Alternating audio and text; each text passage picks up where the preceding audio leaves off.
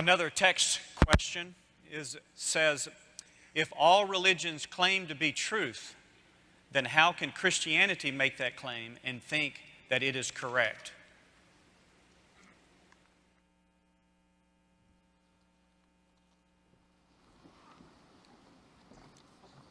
Appreciate that question, and it's a question that has the assumption that is very correct. Oftentimes the Christian takes the hit that he or she who is a follower of Jesus Christ is the only one who lays claim to exclusivity. That is not true. Gautama Buddha was born a Hindu, and he renounced two of the fundamental doctrines of Hinduism, the authority of the Vedas and the caste system. He could not accept those two, went on his own journey in search of enlightenment, and came, of course, with the Four Noble Truths and the Eightfold Path and the ultimate extinguishing of desire in his nirvanic pursuit. So he turned his belief away from the religion of his birth in order to find a different answer. Islam is also exclusivistic in its claim, in all of its precepts and its 5 pillars and so on. What about these contradistinctions? The first thing we need to know is there are distinctions, there are fundamental differences. At best, there are superficial similarities. I often hear the question posed wrongly. They'll say, aren't all religions fundamentally the same and superficially different? No, they are fundamentally different, and at best they are superficially similar. What are the fundamental claims, for example? In Buddhism, the goal is to extinguish hunger, extinguish desire. I remember talking to the first woman monk who was from Thailand to be ordained into the Buddhist priesthood. But Thai Buddhists do not ordain women, so she went to Sri Lanka to be ordained, and she has a PhD in philosophy from McMaster University in Hamilton, Ontario, and Waterloo, I guess, Ontario, McMaster University there. Got her PhD in philosophy, and she gave me the first interview. We chatted for well over an hour, one-on-one, and I sort of angled into some questions because I didn't want to be too discourteous. And one of the things I said to her is, I hear you're married. And she said, yes. I said, you have children? She said, yes. I said, but you're living in a temple by yourself? She said, yes. I said, do you not see your children?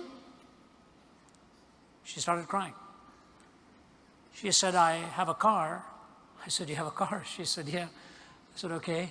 So she drove herself because she can't allow a man to drive her, she said, so she has to drive herself. And she says, every evening at the end of the day, I try and meet up with one of my children. She said, this is the hardest part of my life. I said, so you are on the journey to extinguishing the desire to be with your children. Is that right? Is that a fair assessment? She kept quiet. And then I said this. I said, the Dalai Lama has as his primary pursuit now the freedom of Tibet. She said, that's right. I said, why does he desire that? She looked at me and she said, we try not to get into these philosophical questions. Let's just say that he chooses to.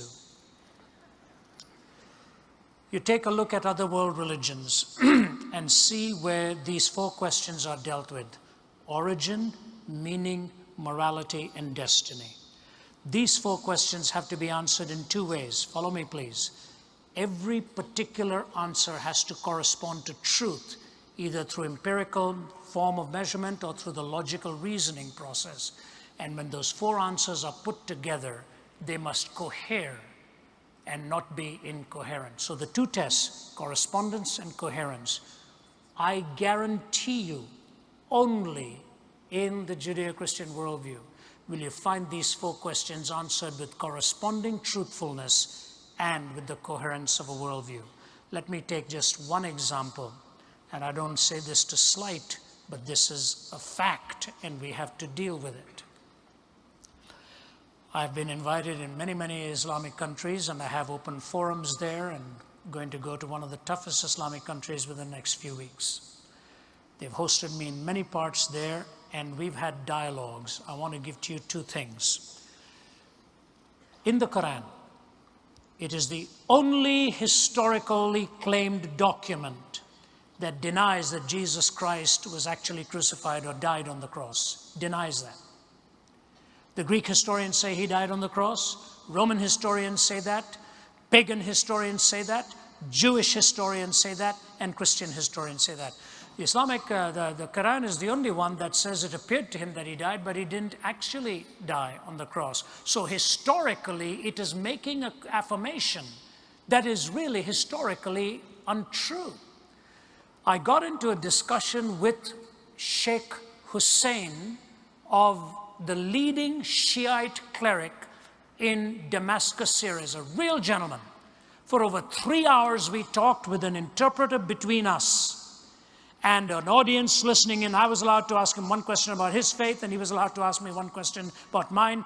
There was nothing, no rancor, no adversarial stance, just a perspective and counter-perspective and back and forth. It's the best way to do it, really. At the end of it, Sheikh Hussein looked at me. He was very respectful through the whole time, always referred to me as Professor Zacharias, Professor Zacharias. And then at the end, he looked at me, leaned over, and he said, "You know, Professor, I think the time has come for us in the Islamic world to stop asking if Jesus Christ died and to start asking why."